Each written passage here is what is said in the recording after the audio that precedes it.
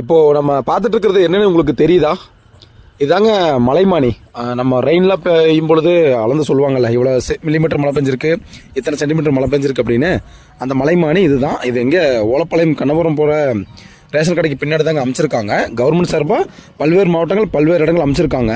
இப்போ மழை எப்படி அளப்பாங்க அப்படின்னா, முதல்லாம் ஒரு பழைய பீக்கர் மாதிரி வச்சுக்குவாங்க, ஒரு டப்பா மாதிரி வச்சுக்கோங்களேன். அது செங்குத்தாக ஒரு இடத்துல ஃபிக்ஸ் பண்ணிடுவாங்க. அதில் மழை பெய்கிற இடத்துல மழை பெஞ்சு முடிச்சதுக்கப்புறம் ஒரு ஸ்கேல் வச்சு எவ்வளோ மில்லிமீட்டர் எவ்வளோ சென்டிமீட்டர் மழை பெஞ்சிருக்கோ அதை வந்து அளந்து சொல்லுவாங்க. இதுதான் பேசிக்கே. ஸோ அதனோட மெத்தட் தான் இப்போ சில்வர் கேஜ் இதெல்லாம் போட்டு சோலார் பேனல்லாம் மாட்டி டிஜிட்டலைஸ் பண்ணிட்டாங்க. ஆனால் மெத்தடெல்லாம் ஒன்று தான்.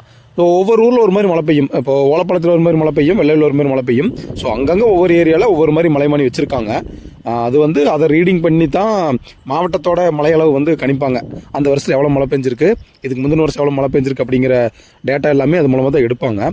ஸோ இது கவர்மெண்ட் சார்பாக வைக்கிறது. அதுக்காக கம்பி வெளியெல்லாம் போட்டு